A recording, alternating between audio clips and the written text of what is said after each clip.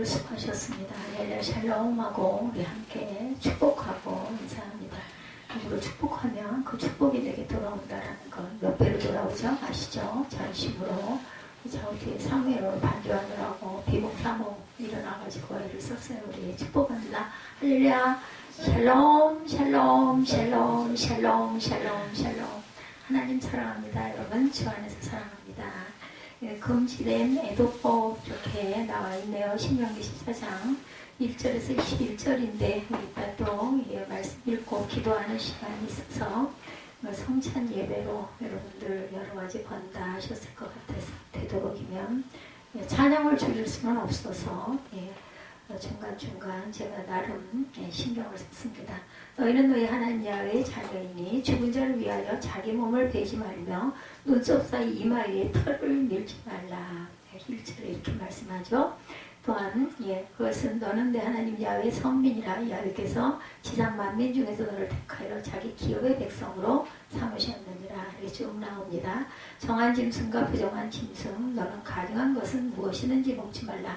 너희가 먹을 만한 짐승은 이러하니 곧 소와 양과 염소와 사슴과 노루와 불구스름한 사슴과 산염소와 볼기가 흰 노루와 뿌리 긴 사슴과 사냥들이라.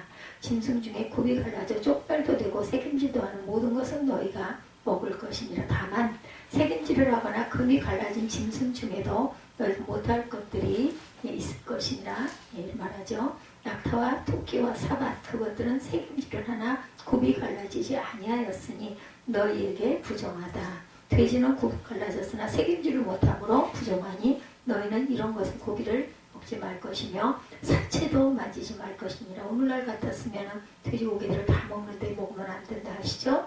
물에 있는 모든 것 중에서 이런 것은 너희가 먹을 것이니 지느러미와 비늘이 있는 모든 것은 너희가 먹을 것이요 지느러미와 비늘이 없는 모든 것은 너희가 먹지 말지니 이는 너희에게 부정함이라. 정한 새는 모두 너희가 먹으려니와 이런 것은 먹지 못할지니 독수리와 솔개와 물수리와 매와 새매와 매의 종류와 까마귀 종류와 타조와 타우마스와 갈매기와 새매와 대증과 종류와 올빼미와 봉이와 흰올빼미와 당아와 우름과 노자와 합과 황새 종류와 대승과 박쥐며 날기도 하고 기어다니기도 하는 것은 너희에게 부정하니 너희는 먹지 말 것이나 정한 새는 모두 너희가 먹을지니라. 너희는 너희 하나님 야훼의 성민이라. 스스로 죽은 모든 것은 먹지 말 것이나 그것을 성중에 거류하는 객에게 주어 먹게 하거나 이방인에게 파는 것은 가하니라. 너는 염소 새끼를 그 어미의 젖에 삼지 말아라. 이렇게 우리가 좀 이해가 안 되는 부분들에 하지 말라는 것들도 꽤 있죠. 여러분들 이름이 없는 분은 한 분도 안 계시죠. 이름이라는 뜻이 뭘까요?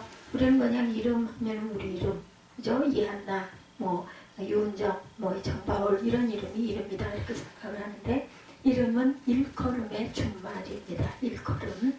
일컬음이란 것은 단순히 자신이 다른 사람에게 불려진다는 의미만은 아니죠. 스위스 심리학자인 칼 구스타프 융은 이름은 존재의 징표다 이렇게 말했습니다.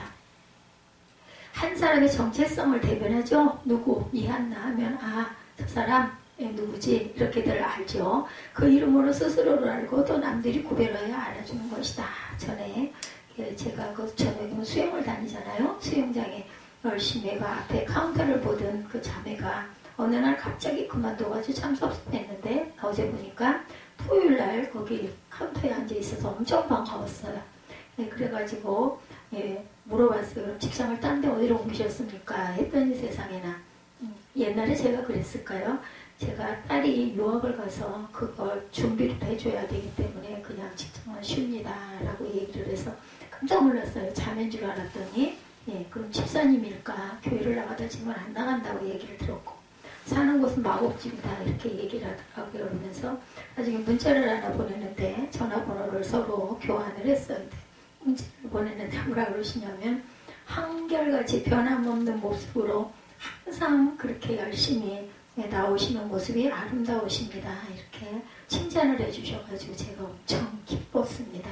그래도 단정하게 수영을 끊임없이 제가 허리 수술한 걸 알거든요. 그 자매는 왜냐하면 아버지가 척추가 허리가 부러져가지고 수술을 대단하게 하시고 엄청 고생을 하셨다고 그러더라고요. 그래서 사람의 퀄리티가 그렇게 떨어지는 거를 자기는 직접 너무너무 기가 막히게 봤다. 아무것도 하시지를 못하는 모습을 보면서 너무나 안타까웠다. 그래서 아버지는 모시고 있는 줄 알았더니 결혼해서 장성한 딸이 유학을 가는 과정에 있는, 그래서 어머 그랬더니 저 나이 많아요. 50이 다 되는 거예요. 그래서 제가 웃었습니다. 저도 아마 그 나이 때 그랬을 거예요. 그죠? 이렇게 이름이란 내가 알고 남들이 알아주기 때문에 중요하지만, 제가 이 한나 얘기하다가 옆으로 가죠. 중요한 이유는 하나님께서 나를 아시는 것 또한 이름이에요. 네, 한나야 내가 너를 안다. 물론 꼭 이름이 아니어도 저를 딱 아시죠. 이사야 43장 1절입니다. 내가 너를 지명하여 불렀는 너는 내 것이다. 지명했어요. 지명. 예, 그죠? 지명하여 불렀다는 말은 하나님께서 이름을 크게 불렀다라는 뜻입니다. 그러니 이름이 얼마나 중요합니까, 여러분들? 그래서 저는 정사무엘과 정바울의 기도를 할 때는 그냥 하나님 이름 주셨으니 이름대로 되어지게 하여 주옵소서 기도할 때가 많습니다. 그래서 하나님께서 이스라엘 백성들을 향하여 부르신 이름, 오늘 본문에 봐서 특별한 이름들이 많이 등장하죠. 그런데 그 이름은 여러분의 이름이기도 하다. 어떤 것들일까? 이름에는 여러분의 이름, 신명기 11장은 잠시 이스라엘 백성들이 가나안에 들어갔을 때 복과 실패에 대한 말씀들이죠. 하나님의 말씀에 순종하면 생명의 복, 번성이 불순종하면 죽음, 저주, 파멸이 주어질 것이다 라고 말씀하기도 했어요. 이런 내용 때문에 신명기 11장은 복과 저주의 장이다 이렇게 얘기를 하죠. 예, 그러나 신명기 11장은 꼭 그런 것만은 아니다. 앞날에 대한 예고로 저주의 길이 아닌 축복의 길로 가라는 메시지죠. 좋은 길, 나쁜 길 미리 보여주면서 좋은 길로 가라는 것이죠. 11장의 말씀이죠. 그리고 나서 12장은 가나안에 들어가거든 우상 숭배를 금해라. 오늘 말씀에도 제가 아까 그 성찬 때도 제가 말씀을 10장 말씀을 마음에 들어와서 조금 여러분들께 읽어드렸습니다. 올바른 예배에 대한 규례들이 나와 있죠. 그리고 13장은 예배를 잘못되게 만들 수 있는 사람들, 지도자 1절에서 5절, 가족이나 친지 6절에서 11절. 지금 이 말씀을 드리는 것은 13장 말씀을 드리는 거예요. 오늘 본문이 아닙니다. 그리고 군중들에 관한 경고의 말씀, 그리고 오늘 본문이죠. 14장은 생활의 규례에 대해서 말씀합니다. 하나님의 백성은 성멸되게 살아야 한다. 성민이다. 이렇게 말씀하시죠. 그러면서 먼저 죽은 자를 위해 슬픔을 표시하여 자신들의 몸을 자해하는 것을 금해라. 1, 2절에 참 자해는 죄라는 거 절대로 하면 안 되는 거예요. 그리고 자살은 살인이에요. 살인. 그죠? 우리 생각에 뭐 내가 나 죽는데 무슨 살인이야. 그렇지만 내 생명은 내게 아닙니다. 내가 마음대로 살 수 있다고 사는 게 아니죠. 그죠? 누가 나면서 누가 나 태어나게 해달랬어? 이런 얘기들 자녀들이 반항기 때 많이 합니다. 맞아요. 태어나게 해달라고 안 했어요. 부모가 지멋대로들 좋아서 놔놓고 이런 얘기들 반발하는 자녀들이 얘기할 때가 있어요. 거기에도 답은 있습니다. 내가 나오고 싶어서 나온 게 아니라 우리는 하나님이 생명을 주심을 믿기 때문에 하나님께서 나를 땅에 허락하셔서 태어난 거예요. 그렇기 때문에 내 생명이 내 생명도 아니고, 여러분들 호흡하는 게 내가 숨을 쉬고 싶다고 해서 쉴 수 있는 것도, 쉬기 싫다고 해서 쉴 수 없는 것도 아닙니다. 생명을 그냥 억지로 강제로 끊으면, 그죠? 죽으면 호흡을 못 쉬죠. 그러니까 하나님의 뜻을 위배하는 길이기 때문에 아무리 예수를 잘 믿었다 하더라도 자살을 하거나 자해를 하는 거는 하나님의 아주 금하신, 엄중하게 말씀하신 부분이라는 걸 절대 잊지 마시기 바랍니다. 뭣도 모르고 요즘 사춘기 소녀들이 중학교, 고등학교만 가도 그러지는 않은데 뭐 초등학교 5, 6학년으로 시작해서 중학교 1, 2, 3학년인 경우에 이런 경우들이 주변에 많이 있습니다. 자기 자해를 하고 팔목을 긋고 나는 죽어버릴까, 죽지도 않으면서도 그런 그 짓은 정말로 하면 안 되죠. 가난한 사람들은 죽은 사람을 애도하는 표시로 자신의 얼굴이나 신체 일정 부위를 예리한 도구로 상처를 내서 피를 흘리기도 했다고 합니다. 심지어 산자를 같이 묻는 순장의 풍습도 있었어요. 우리나라에도 있었죠. 예전 고전에 보면은 그 종들 함께 묻기도 하고, 또 때로는 가족을 함께 매정하는 그런 아내를 또 함께 묻는 그러한 풍습도 제가 읽어본 바가 있습니다. 이러한 행위는 죽은 자에 대한 존경의 표시이고 무덤을 주관하는 신들의 마음을 달래는 의식이기도 했다고 합니다. 두 번째는 부정한 음식을 삼가하라. 3절에서 8절까지죠. 어류, 조류, 그죠? 예, 그리고 정함과 부정함의 기준 및 기타 음식 규례, 예, 마지막 절에 21절에 예, 제시되어 있습니다. 짐승은 구미에 갈라지고 되새김질이라는 것만 먹을 수 있고, 물고기는 지느러미와 비늘이 있는 것만 먹을 수 있고, 날짐승의 경우에는 먹지 못하는 새, 특히 날기도 하고 기어다니기도 하는 것들을 먹을 수가 없다. 이런 것들을 의식법이다 이렇게 부릅니다. 그렇다면 의식법이란 뭘까? 오늘날은 뭐 이런 게 어디 있어요, 그죠? 예, 내 입에 맞으면 그냥 다 자유롭게 먹죠. 율법은 하나님과의 관계에 대한 법으로 제사법 혹은 의식법, 인간 사이에 일어나는 갈등과 분쟁을 다룬 민법, 그리고 도덕법으로 나뉩니다. 예, 제사법, 의식법, 그리고 민법, 도덕법 등으로 나뉜다라는 거 이렇게 알아두시면 예, 좋으실 거예요. 예, 그 중에서도 의식법은 제의 의식법이라고 말씀합니다. 예, 그리고 음식 등 일상생활에 관한 생활의 의식법, 예, 이렇게 구분됩니다. 이것은 이스라엘을 특별히 구별하여 선택했기 때문에 하나님의 거룩을 닮아야 한다는 뜻이죠. 근데 여러분, 생활의 의식법 일부의 본장의 내용은 정말 까다롭고 아주 어려운 부분들이 많습니다. 먹어야 할 음식, 먹어서는 안 되는 음식을 가리는 일이 쉽지 않을 텐데 아마 그때는 생활화되었기 때문에 뭐 어렵지 않았을까. 우리가 볼 때는 이게 뭐야 도대체, 뭐 어떤 거 먹고 어떤 거 먹지 말란 말이야 하고 하지만 그분들은 아마 우리 그 시대에 사신 분들은 아마 쉽게, 특히나 율법을 아주 잘 지키시는 분들은, 율법학자들은 엄청나게 외우면서 거의 그런 거는 절대로 먹으면 안 돼. 오늘날 우리가 잘 먹는 돼지고기, 그 시대는 절대로 먹으면 안 되는 음식이었죠. 요즘 같으면 유대인들이 먹어서는 안 되는 돼지고기 요리에 해산물을 곁들인 요리가 나왔다고 그러네요. 같은 그릇에 있지만 해산물만 골라 먹을까요? 어떨까요? 궁금합니다. 해산물이 조리 과정에 돼지 기름이 들어갔을 텐데 정말 기가 막힌 일이죠. 이걸 어떻게 가려 뭐 아예 이건 두 가지 다 안 먹으면 되겠죠.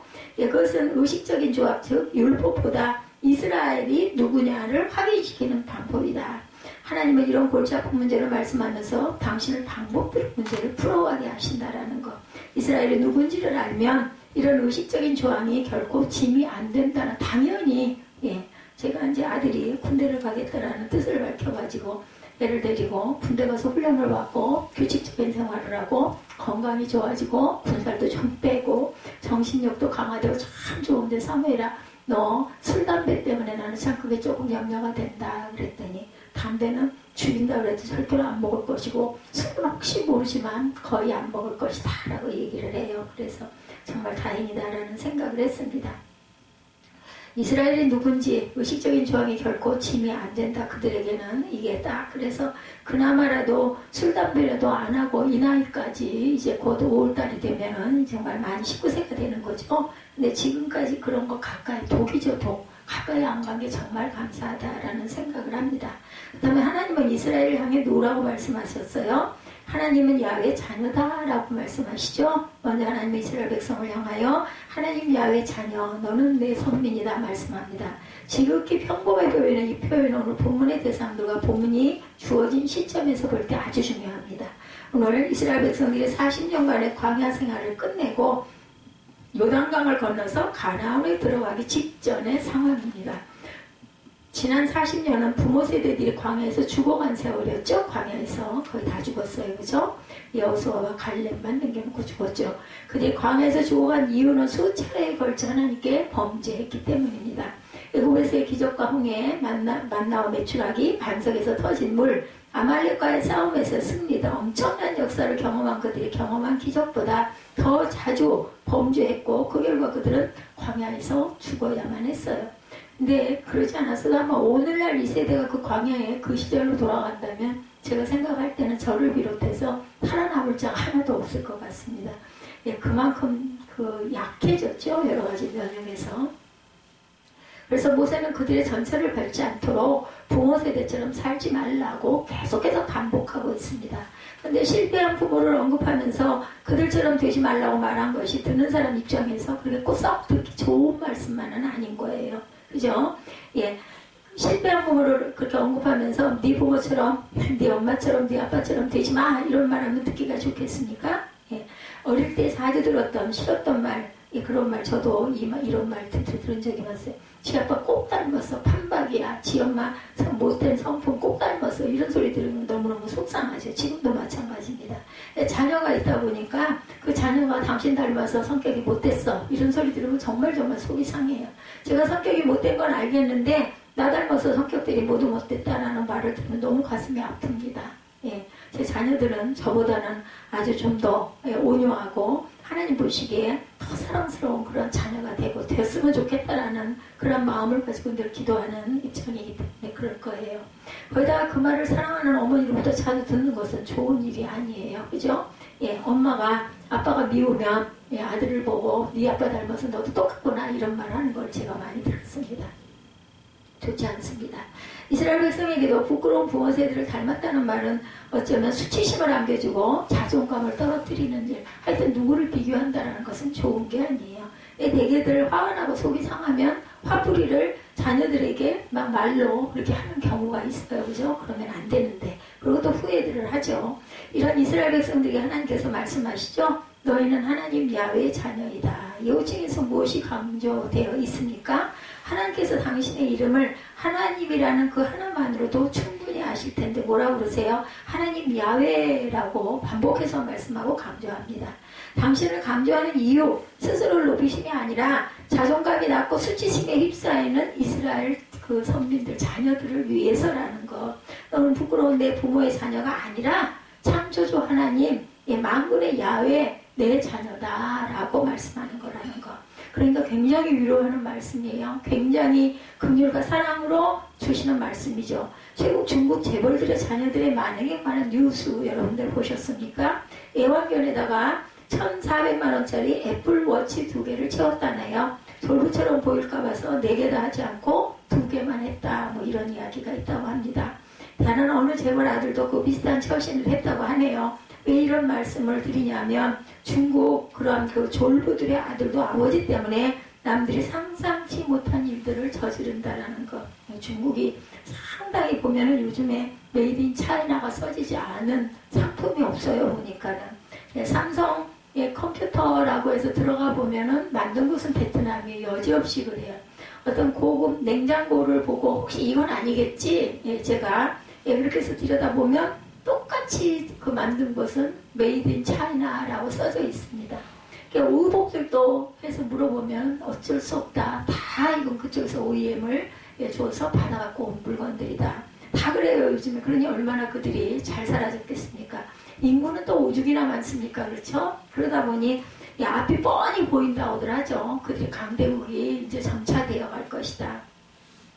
이런 경우와 비교할 수는 없지만 이스라엘은 창조주 하나님 만군의 야훼의 자녀들이다. 지금 하나님은 제2세대 이스라엘 백성들에게 실패한 부모의 자녀라는 부끄러운 이름 대신에 너희는 하나님의 성민이다, 하나님의 자녀다라는 영광스러운 이름을 불러주고 계세요. 마찬가지로 여러분 역시 하나님의 자녀라는 영광스러운 주인공들이십니다. 다입니까? 아니잖아요. 그죠? 예수 믿지 않는 사람들이 예수 믿는 사람이 엄청 많은 것 같지만 세계적으로 전 세계적으로 보면 굉장히 프로테이지가 낮아요. 보면 9% 10% 정도라고 제가 어디에서 본 기억이 있습니다. 우리나라는 예수 믿는 사람이 굉장히 흔한 것 같은데 세계적으로는 이렇게 극소수에 지나지 않는다. 오히려 이슬람교 이런 사람들이 굉장히 숫자가 폭발적으로 늘어나고 있죠. 여러분이 야훼 자녀라는 것이 얼마나 놀라운 일이고 귀한 일인지 여러분들 아십니까? 여러분에게 하나님의 자녀라는 이름 감동되지 않으십니까? 만약에 우리가 구원을 받지 못했다면, 예수를 알지 못한다면, 구원의 길로 지금 달려가고 있지 않다면 하나님께서 우리에게 영생의 생명을 주셨다는 것을 믿지 않는다면 한 해 한 해 나이가 먹는 게 나이가 많이 든 분들일수록 얼마나 두려울까요? 내가 죽으면 과연 어떻게 될까? 저는 어렸을 때 그런 생각을 했어요. 죽으면 아무것도 모르고 깜깜할 텐데 너무너무 무섭다라는 생각을 많이 했습니다. 아무것도 모를 때, 너댓 살 때, 대여섯 살 때 이런 생각을 했어요. 그래서 죽는 게 너무 무서웠어요. 그리고는 예수님을 믿게 되고 알게 되고 뭐 지금도 아주 어린애지만 그러고 나서부터는 그런 그 죽음에 대한 두려움이 없어졌습니다. 내가 갈 곳이 있으니까 나는 죽으나 사나 이 땅에 있으나 하늘나라에 가나 어떨 때 몸이 너무 공고할 때는 빨랑 갔으면 좋겠다라는 생각까지 듭니다. 너무 견디기가 힘들 때 그런 생각이 들죠. 근데 이것 또한 내가 내 마음대로 할 수 없는 것. 내 생명이 내 게 아니죠. 하나님께서 내게 주신 생명이고 내게 때가 되면은 거둬가실 생명이라는 걸 우리가 알기 때문입니다.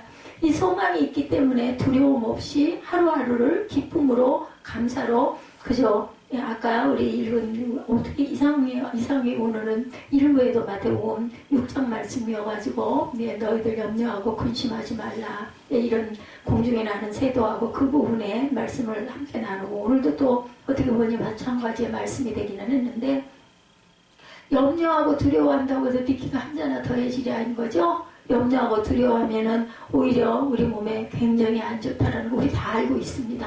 그러면서도 막 속상하고 우라같이 일리도 하죠. 근데 그거를 하나님의 말씀으로 우리가 극복하고 이기고 나아가야 한다라는 거 우리는 몰랐어요. 10년 전에 10년 후에 제가 이렇게 될 줄 누가 알았겠습니까? 제가 이렇게 고대를 쳤다가 온몸이 땀으로 더군다나 이게 그 공기가 안 들어가는 그런 그 실리콘 종류이다 보니까 견딜 수가 없어가지고 난방도 끄고 속에 입은 옷도 벗고 보호대도 풀어버리고 그러고 나니까 이제 모든 하중이 그냥 다리로 관절로 쏟아집니다.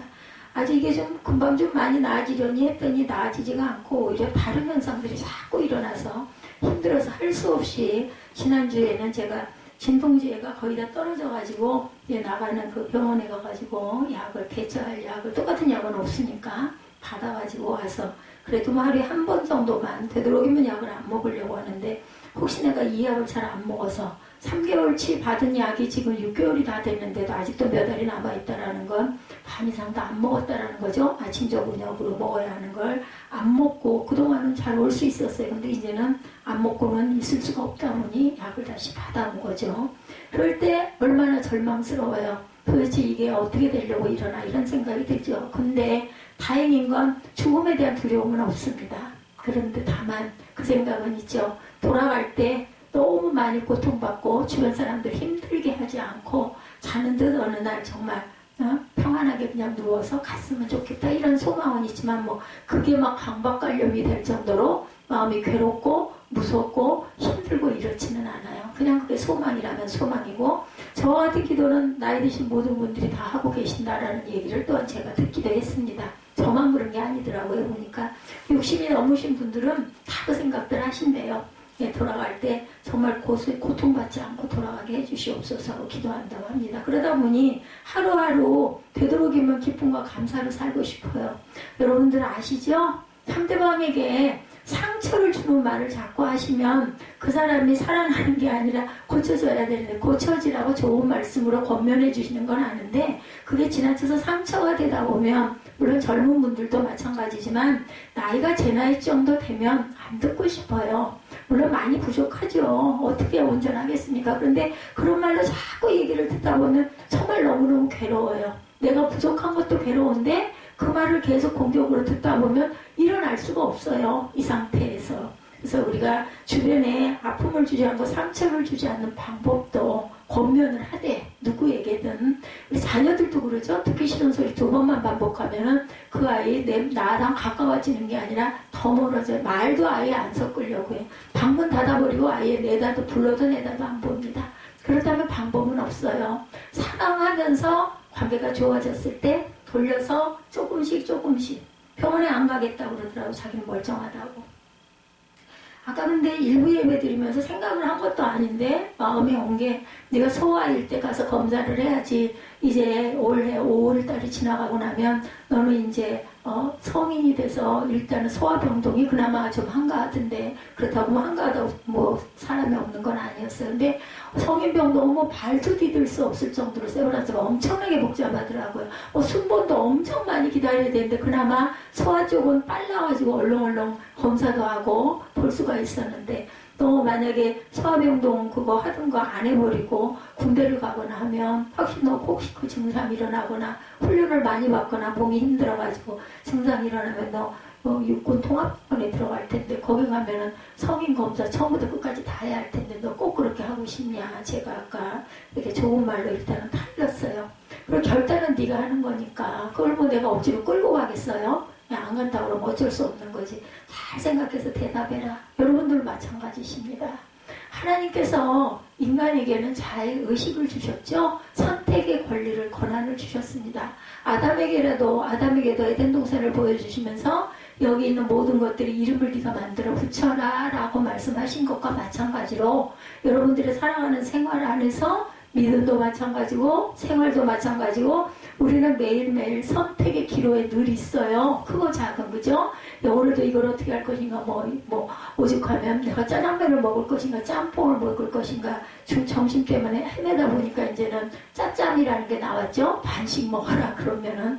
이렇게 자기가 원하는 거 받아들일 건 받아들이고, 아무리 좋은 거라도 내가 받아들일 수 없거나 받아들이기 불가능한 것들은 받아들일 수가 없는 거예요. 보는 입장에서는 얼마나 안타깝겠습니까? 이걸 좀 받아들이면 더 나은 목회자가 될 수도 있을 것이고, 더 나은 집사가 될 수도 있을 것이고, 장로님이 될 수도 있을 것인데도 그거 안 고치고 그거 못 고쳐서 어째 저 지경일까? 남에게 손가락질을 받고 안타깝지만 어쩌겠습니까? 우리는 오래오래 기다릴 수밖에 없겠구나. 제가 아까 그 일부 때 마음에 감동이 든 부분들이에요. 오래오래 기다려야 되겠구나.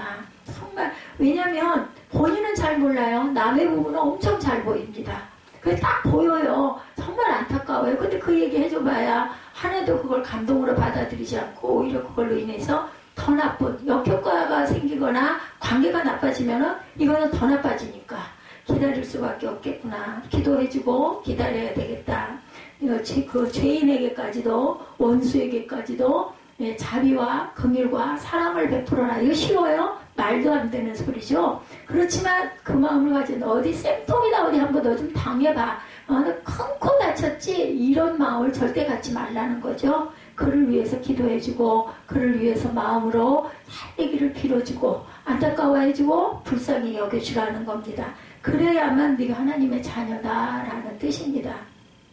우리가 하나님의 자녀 될 자가 기억이 있어서 된 게 아니에요. 나를 골라서 뽑으신 게 내가 너무 착해서 뽑은 게 아니시라는 거죠. 하나님이 우리를 선택하여 뽑아주셨어요. 죄인된 우리를, 아무 자격도 없는 우리를. 그게 너무 감사한 거죠. 내가 뽑힌 거야. 정말 못됐는데, 정말 저건 말도 안 되는데, 그래도 하나님께서 나를 지명하여 부르셨나니 너는 내 것이다 하셨어요. 그렇다면 우리는 아멘하고 순종하고 따라가기만 하면 된다는 거죠. 지금 당당하게 하나님과 세상을 향하여 나는 하나님의 자녀다 라고 큰 소리를 치실 수 있는지 여러분들 스스로에게 자문해 보시기 바랍니다. 놀라운 사실은 하나님께서 당신의 이름을 더럽히고 자녀답게 살지 못한 우리를 절대로 결코 외면하지 아니하시고 사랑과 은혜로 용납하신다라는 거예요. 그렇다면 우리도 내게 원수된 사람을 사랑과 은혜로 긍휼로 용납해야 된다. 왜? 내가 그 은혜를 받았으니까. 내가 그 은혜를 입었으니까. 누군가에게 갚아야 되잖아요. 그래서 보면은 자녀들이 부모의 사랑에 보답할 수 있는 길은 없다고 그러죠. 자녀들이 자라서 자기 자녀를 낳으면 그 자녀들에게 사랑을 줌으로 인해서 내가 받은 사랑을 갚는 거예요. 그거를 그 부모에게 그걸 다 돌려줄 수 있는 자녀는 없다라는 거. 그렇기 때문에 우리 주위 이웃에게 내게 아픔을 준 사람에게 사랑과 긍휼과 정말 은혜로 그들을 더 사랑하는 마음으로 기도해 줘야 되겠다. 쉽지 않은 부분입니다. 그런데 내가 받았으니까 받은 거 나도 누구에게 돌려줘야 되지 않겠습니까? 자녀답지 못한 자가 심지어 자녀의 힘을 잊고 살았던 자가 다시 하나님의 자녀가 되는 시간, 예배 시간이에요. 예배 시간. 예배 시간에 자꾸 반복해서 말씀을 드리는 거 그 말이 그 말이지. 왜 자꾸 반복이 되겠습니까? 그게 중요하고 그게 핵심이니까. 자꾸 얘기를 하는데 귀에 하나도 안 들어와. 90%가 안 들어와. 99%도 안 들어왔어. 근데 어느 날 하루 갑자기 하나님은 사랑이십니다. 제가 그랬거든요. 하나님은 사랑이십니다. 당연한 얘기, 늘 듣던 얘기. 근데 그 하나님은 사랑이십니다는 그 말씀이 가슴에 막 점여한 거죠. 그 하나님의 사랑이 내 마음에 임마누엘 하나로 딱 접붙임이 되었다. 은혜가 임한 거예요. 은혜가 임했는데도 이 모양이긴 하지만 그렇긴 하지만 그 은혜를 받은 거 얼마나 귀한지 모릅니다. 자녀답지 못한 자가 자녀의 힘을 잊고 살았던 자가 하나님의 자녀가 되는 시간이 여러분들 예배 시간이라는 거 내가 예배 들어오기 직전까지는 어떤 부정적이고 어떤 못된 생각을 어떤 혈기가 내 마음에 있었다 할지라도 예배 드림으로 다시 녹아지고 다시 가라앉고 감사의 마음이 솟아 올라오게 하라고 주신 명령이 바로 제가 여기 이 자리에 서 있는 제게 주신 하나님의 사명이라는 거, 여러분들이 얼마나 받아들이시고 계신지는 모르겠지만 자녀가 아닌 자로 왔다가 자녀가 되어 돌아가는 분도 있고, 이것이 예배의 의미입니다. 자녀인데도 앉아있다가 아무것도 받지 못하고 그냥 빈 마음으로 가는 분도 있고, 그러니까 뭐라 그래요? 우리가 믿고 구한 것은 받은 줄로 믿으라. 그리고 기도할 때 너희 기도를 들으시고 이루어 주신다라고. 제가 이 아들 그 기도를 뽑았는데 이 말씀이 너무너무 반갑고 너무 좋았어요. 우리 아들이 기도를 잘 안 하잖아요. 근데 그 말씀을 주시더라고요. 그래서 하나님께서 이 아들을 반드시 분명히 기도를 할 수 있는 아들이 되게 하시겠구나. 너희가 기도할 때 무엇이든지 믿고 구하는 것은 다 받으리라 하시니라. 마태복음 21장 22절 말씀을 제가 이 아들을 위해서 뭘 기도할까요? 하고 기도했더니 이 말씀을 주셨어요. 이상하리만치 저는 여러분들을 위해서 여러분 한 분을 기도하고 잠깐 기도하고 뽑은 말씀들이, 그러게요, 여러분들이 뽑은 말씀들보다도 그렇게 애착이 가고 귀하게 여겨지고, 아, 우리 집사님한테, 우리 전도사님한테, 우리 아들한테 꼭 맞는, 아니면 이 한나에게 꼭 필요한 말씀을 주셨구나라는 그런 마음이 들어서 저는 늘 말씀을 그냥 보고 읽습니다. 물론 머리에 생각이 나서 오기도 하지만 보고 읽고 읽으면서 저는 엄청난 은혜를 받고 있어요. 여러분들 기도를 따로 못할 때는 말씀을, 요즘에 뭐 스마트폰 너무나 잘 돼 있잖아요. 사진을 찍어서라도 이렇게 한번 보시면서 아침과 쉬는 시간 같은데 기도 잠깐이라도 그렇게 늘 하시기 바랍니다. 하나님의 이스라엘은 성민, 거룩한 백성. 그렇다면 거룩한 백성이란 말의 의미는 첫째로 존재적 순결 혹은 구별을 뜻한다. 아까 구별됐다고 말씀드렸죠. 존재적 구별이란 출신 성분부터가 남다르고 구별된다라는 뜻이죠. 금수저를 물고 태어났다는 말 여러분들 많이 들어보셨을 거예요.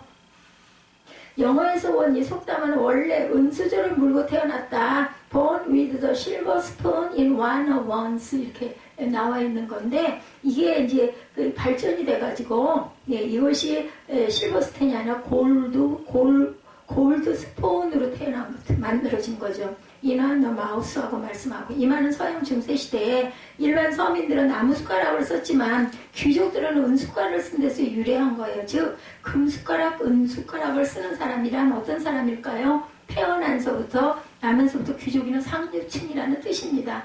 예를 들면 영국 왕손으로 태어나서 왕위 계승 서열 및 위라는 것이나 일본 황실의 자손으로 태어난 누구 등에서 이렇게 유래된 말이라는 거. 그들은 태어나면서부터 외모가 어떤지, IQ가 어떤지 하는 것과 상관없이 남다른 존재가 되어버렸어요. 요즘은 개천에서 욕난다는 말은 말이 안 된다, 틀렸다라는 얘기들 많이 하죠. 환경이 좋아야 되고, 가진 게 많아야 되고, 그래야만 그 자녀를 잘 기를 수 있다. 아까 제가 말씀 잠깐 드린 그 카운터를 보시던 그분도 딸내미 유학을 보낼 준비를 해야 된다라는 이야기를 들으면서 마음속으로 첫 번째 떠오르는 건 집이 좀 사는 집이구나. 거기에 앉아있길래 저는 그냥 알바를 저렇게 하고 있구나. 그리고 부인으로 저는 절대로 보지 않았어요.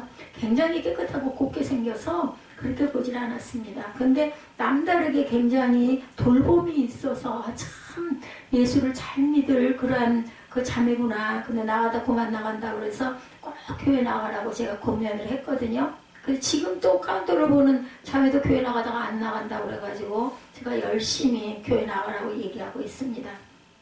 요번 자매는 당연히 결혼 안 하는 아주 어린, 몸이 바짝 말랐어요. 그래서 가끔 초콜릿을 주면서 살찌는데 내가 자꾸 이거 주어서 부담되는 거 아닙니까? 하니까 아니에요, 저는 살쪄야 돼요. 그리고 다들 수영들을 하고 있는 자매들하고요. 그렇게 얘기를 해요. 그래서 눈알 바로 앞에 점이 있길래 이거 좀 뺐으면 좋겠어 했더니 그제는 저한테 막 부르더니 저 이거 뺐어요 하고 들이대면서, 근데 왜 까맣게 됐어? 그랬더니 딱지가 졌다가 떨어져서 그렇게 됐다라고 막 설명을 열심히 그 쉬는 동안에 가서 쉬기 전날 가서 뺐다고 그러더라고요. 목사님이 빼라고 그러셔서 제가 뺐어요 하고 아주 그 부침성 있게 그렇게 굴고 뭐 떨어뜨리면 꼭 주워놨다가 불러가지고 주고 합니다. 가끔가다 카드를 떨어뜨릴 때가 있어요. 그 수영장 카드를. 도덕적 구별이란 인격이나 삶이 성인 문제와 같고 도덕적으로 윤리적으로 바르고 깨끗한 것을 말하는 거죠. 근데 이스라엘은 지난 광야 기간 동안 부모 세대와 함께 수차례에 걸쳐서 하나님 앞에 범죄했습니다. 여러분들 출애굽기 보시면 많이 나오죠. 최근에는 모압 여인들의 꾀에 빠져서 성적으로 타락했고 그들 신을 섬김으로 신앙적으로도 더럽혀진 적들이 있다라는 것.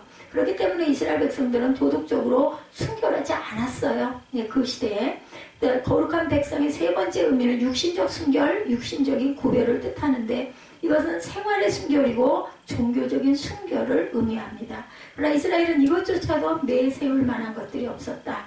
하나님은 이런 이스라엘을 향해서 야훼 선민이다 여전히 말씀을 하세요. 존재적으로 거룩하지 못하고 도덕적으로 흠이 많고 육신적으로도 부정한 그들이었지만 하나님께서 거룩하다라고 말씀해 칭해 주셨어요. 우리도 의인이 아니에요. 그죠? 의롭다 칭함을 받은 자들입니다. 이스라엘 백성에게 거룩은 은혜죠. 거룩하지 아니한 자를 거룩하다고 불러주셨기 때문이죠. 칭해주셨기 때문에. 오늘 저와 여러분에게도 마찬가지입니다. 거룩하지 아니한 여러분을, 거룩하지 않은 저를 거룩하다, 거룩한 백성이라고 불러주셨습니다. 기억하시기 바랍니다. 여러분의 이름은 거룩한 자녀들, 거룩한 선민, 거룩한 백성이다. 자기 기업의 백성이죠. 세 번째 하나님은 이스라엘 백성들을 자기 기업의 백성이다 이렇게 부르십니다. 성경에 기업이라는 말만큼 중요한 단어도 없습니다. 아브라함에게 기업은 가나안 땅이었고 그의 후손들이었었죠. 마찬가지로 이스라엘 백성에게 기업은 곧 들어갈 가나안 땅이었고 근데 오늘 본문에서 하나님께서 이스라엘 백성을 자기 기업의 백성이다 이렇게 부르신 것은 이스라엘 백성이 가나안 땅의 소유자 혹은 경영자라는 의미도 있지만 그것을 뛰어넘습니다. 하나님이 창조하신 모든 세상의 상속자 혹은 경영자라는 의미를 그 속에 갖고 있어요. 우리 상속, 여러분들 가까이 아시죠? 상속이 뭔지. 근데 하나님의 나라를 기업으로 받아서 여러분들은 천국의 상속자들이라는 거. 뭐 땅에서 10억을 받았건 100억을 받았건 그게 중요한 게 아니라 그런 사람들 100년 이상 얼마나 살겠습니까? 줄기세포를 맞아가지고 생명을 연장한다 한들 얼마나 연장해 살겠어요. 최대 200년을 산들, 300년을 산들, 그 후에는 돌아가죠. 근데 우리는 그거보다 더 귀한 영생에, 하나님의 영원한 생명에 들어가는 그러한 부활의 영생의 상속자 경행자라는 거 얼마나 감사합니까? 돈으로 환산한다면 하나님의 자산의 가치 총액은 여러분 얼마나 될 것 같습니까? 상상 이상이겠죠? 이 세상 우주 만물의 모든 것 이상일 것입니다. 오늘 하나님의 이스라엘 백성들에게 그들이 들어갈 가나안 땅의 소유주, 상속자를 넘어서 온 세상의 상속자로 삼으시겠다 말씀하고 계십니다. 그리스도 안에서 새로운 이스라엘 된 여러분 역시 하나님의 기업의 상속자들입니다. 뭐라고요? 여러분들은 이스라엘이에요. 하나님 안에 기업의 상속자. 그것이 무용의 것이든 유용의 것이든 세상적인 것이든 신령한 것이든 여러분들이 받았거나 받게 될 기업이다. 하나님의 기업의 상속자 얼마나 영광스러운 이름입니까? 이거 돈으로 환산이 됩니까? 환산할 수 없고 돈으로 살 수 있는 것도 아닙니다. 돈이 아무리 많으면 뭐랍니까? 아무리 설교를 하면 뭐랍니까? 그 사람들 앉아가지고 배 두들기고 얼른 안 끝나나 나는 것을 지금 뭐를 먹어야 되고 어디를 가야 할 텐데 이 생각하고 앉아가지고 백날 참날 앉아 있은들 하나님의 은혜가 임할 리가 없어요. 똑같이 선포되는 말씀인데 그 말이 굉장히 귀하게 들리지를 않고 빨리 안 끝나나 이렇게 하는 분들은 정말 안타깝고 정말 불쌍한 분들, 정말 안타까운 그런 분들인 거죠. 소용이 없습니다. 돈 아무리 많이 있은들.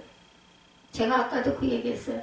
제가 허리가 이렇게 많이 아프지만 이 허리 때문에 죽는 일은 없을 겁니다. 다른 우리 안에 있는 모든 기관들이 지금도 끊임없이 움직이고 있는데 뭔가 아파야 그걸 고치려고 아프니까 통증이 오니까 고치려고 병원을 쫓아가지 아무런 증세가 없이 그래서 그 암 중에서 췌장암은 아주 마지막 때가 되지 않으면 안 아프대요. 몰라요. 언제 최정암이 내가 걸려서 말기가 됐는지. 근데 미리미리 나타나고 보게 해갖고 알게 하신 하나님 감사합니다. 하셔야 합니다.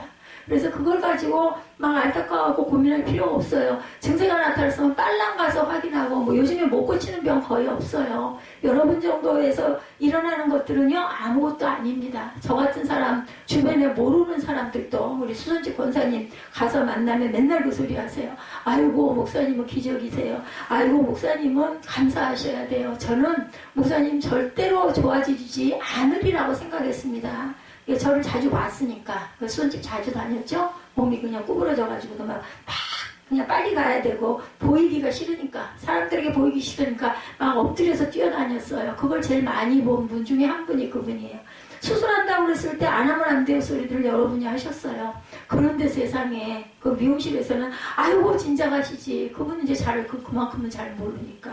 예, 그리고 다른 분들도 저를 보시고, 약국에서도 그런 미래약국에 있는 그 약사님들, 진짜 하시지. 그거는 저를 잘 모르니까. 얼마나 수술도 못하고 안 된다고 그래가지고 고통을 받고 한 걸 모르니까.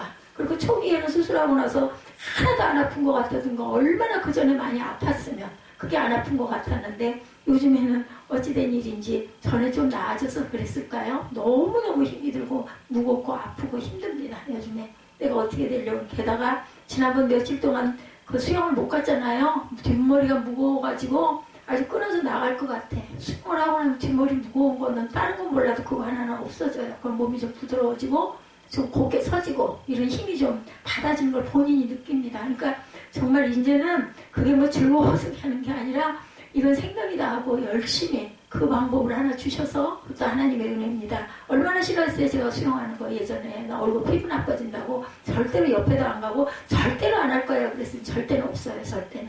그렇게 되고 그나마라도 뭐 느리고 뭐 말도 못하게 못하는 수영이라도 힘을 주셔서 그만큼 제가 꾸준히 끊임없이 하루에 그래도 25m씩 한 30m면 30바퀴면 1500m, 2000m를 왔다 갔다 할 수 있게. 걸어서는 날도 춥고 어딜 걸어 다니겠어요. 많이 걷지도 못하지만 누가 붙잡아주는 것도 없고 앞에 붙들고 갈 수 있는 기구도 없는데, 근데 물속에서는 괜찮으니까 느리건 말건 그래도 감사한 건 환경을 열어주셔서 링 하나는 그냥 제가 혼자 그 시간에 자유롭게 쓸 수 있도록 그 환경이 주어진 거, 그것도 하나님 은혜다 하고 제가 감사합니다. 여러분, 오늘 본문 이스라엘이나 여러분이 기업의 소유족은 상속자라고 말하는 것으로 절대로 끝나지 않는다라는 것. 기업 중에 기업은 바로 이스라엘의 백성이고 여러분이라는 표현이 이 안에, 이 말씀 안에 숨어 있다라는 것 잊지 마시기 바랍니다. 지금 우리가 하늘을 볼 수 없지만 밤하늘의 별들과 별이 보이지 않는 우주 끝자리까지를 여러분 상상해 보십시오. 우리 눈으로는 보이지 않지만 반드시 있는 거잖아요. 안 보이지만 안 보인다고 없는 게 아니에요. 안 보이지만 다 있다라는 거죠. 그리고 여러분이 가보았거나 가지 못했거나 지구의 구석구석을 떠올려 보시기 바랍니다. 놀라운 특별한 것들, 기가 막힌 것들이 얼마나 많은지. 제가 아들한테 하는 얘기가, 사무엘아, 네가 볼 수 있는, 정말 누릴 수 있는, 모르는 그런 것들이 미지의 세계가 얼마든지 있단다. 눈을 좀 더 넓게 뜨고 직접 가보지는 못하더라도 화면으로라도 열심히 보면서 꿈을 키워봐라. 제가 중학교 때부터 그 얘기를 계속 반복했어요. 예지하고 사무엘에게. 그래서 영상을 계속 찾아가지고 보여주기도 하고, 그런 것을 좀 호기심 갖게, 나도 저기 좀 가봤으면 스위스도 보여주고, 그 눈 높인 산야 영국도 보여주고, 별의별 것들을 다 보여줘도 절대로 상관을 안 하던 그런 아들이 어느덧 이제 사회인이 될 그런 기점에 서 있는 시기까지 왔습니다. 전날도 뭐라 그러면서 얘기를 하길래, 정말 사무엘아, 볼 것도 너무 많고 세상은 정말 넓고 네가 가고 싶은, 가볼 수 있는 곳들이 얼마든지 많아. 능력을 기르도록 해라 하고 얘기를 했습니다. 하나님도 저와 여러분에게 너는 내 아들이다, 너는 내 딸이다, 내가 너를 정말 사랑한단다, 절대로 낙심하지 말고 염려하지 말고 너는 성민이다, 너는 천국을 소유할 자다, 내가 너를 상속자로 뽑았다, 이렇게 말씀하신다라는 거 잊지 마시기 바랍니다. 여러분이 보시는 그 우주, 보이지 않는 우주까지도 없는 게 아니라 반드시 존재한다라는 거, 특별함으로 살아가시기 바랍니다. 여러분들은 특별한 하나님의 자녀예요. 특별히 사랑받고 특별 은총을 받으신 맡으신 분들입니다. 요단강을 건너 가나안으로 들어갈 이스라엘의 자존감은 정말 최악이었다라는 거. 가나안 40년이 그렇게 만듭니다. 애국보다 못하고 가나안보다도 못한 백성. 애국으로 돌아갈 수도 없고 가나안으로 들어갈 수도 들어가는 것은 너무나 어려워 보이고 광야에 도로 머물러 있을 수 없는 그들이었어요. 이런 이스라엘에게 하나님께서 붙여주신 특별한 이름이 오늘 본문입니다. 너는 내 자녀이다. 이 말 속에 숨어있는 뜻은 너는 이 세상에서 가장 특별한 내 자녀이다라는 것입니다. 상속자, 너는 선민, 세상에서 구별되고 선택된 자라는 뜻이죠. 너는 내 기업이다. 최고의 가치, 최고의 능력, 최고의 특별한 걸 가진 존재들이다 라고 말씀합니다. 이제 이 이름들은 여러분의 이름입니다. 나는 하나님의 아들, 나는 하나님의 딸 한나입니다. 나는 하나님의 딸 은정입니다. 이렇게 고백하시고 자존감을 가지시고 어디가 좀 아프고 공고하고 어떤 염려와 근심이 여러분을 삼키려 할지라도 나는 하나님의 자녀입니다. 너희보다도 훨씬 사단의 세력보다 훨씬 더 너까지도 지으신 하나님이 내 아버지시니까 내가 겁내고 두려울 게 없고 나는 임마누엘의 하나님과 함께 할 것이다. 이런 자존감을 회복하시는 저와 여러분들, 그리고 씩씩하고 그죠? 우리가 아무리 염려하고 걱정한다 해서 그것이 없어지는 일은 없어요. 그건 해결해야 될 부분입니다. 우리가 그걸 개척하고 가야 하나 보죠. 사람들마다 주어진 길들이 좀 다르죠. 평탄한 것 같은 분들, 그분의 그 평탄한 것 같은 분들이 끝이 뭔지, 정말 나처럼 구원을 받았는지, 아니면 우리가 이렇게 공고한 삶을 살지만 내 마음에 임마누엘의 하나님이 계심으로 내 가치는 예수 플러스 한나, 예수 플러스 은정, 예수 플러스 에스더, 사무엘이 되어 있는지 아닌지, 그것을 다시 한번 되돌아보고 마음으로 결단하시는 하나님의 최고의 기업인 상속인들이 다 되시기를 주님의 이름으로 축복합니다. 존귀하신 주 찬양하시고 축도로 예배를 마치도록 하겠습니다.